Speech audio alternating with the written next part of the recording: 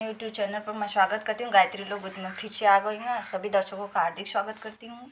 मैं एक बेटी विवाह गीत लेकर आई हूँ। आप लोग को पसंद लगे तो लाइक सब्सक्राइब शेयर कमेंट में बताइएगा।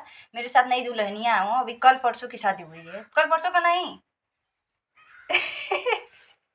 नहीं है, इसलिए अपना फोटो नहीं दे रही हैं, साइड में है।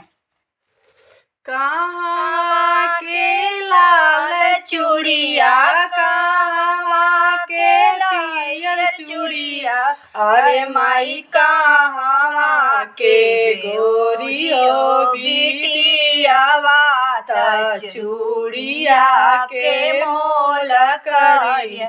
कहवा के लाल चूड़िया, कहवा के पियर चूड़िया, अरे माई कहवा के गोरियो बिटियावा, त चूड़िया के मोल करी।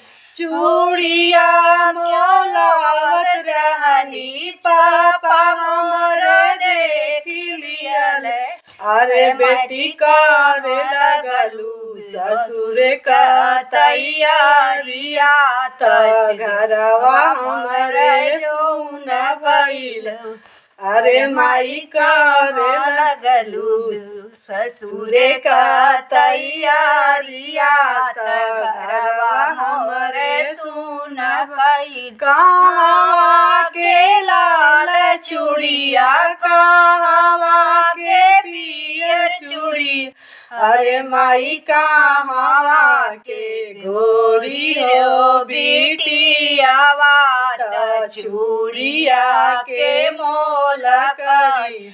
अरे माई कहवा के गोरियो बिटियावा, त चूड़िया के मोल करी। चूड़िया मोलावत रहनी, चाचा हमरे देख लियल, अरे बेटी करे लगलू ससुर का तैयारिया, त घरवा हमरे सुन भइल, अरे बेटी करे लगलू ससुर का तैयारिया, त घरवा हमरे सुन भइल। कहवा के लाल चूड़िया, कहवा के पियर चूड़िया, अरे माई कहवा के गोरियो बिटियावा, त चूड़िया के मोल करी।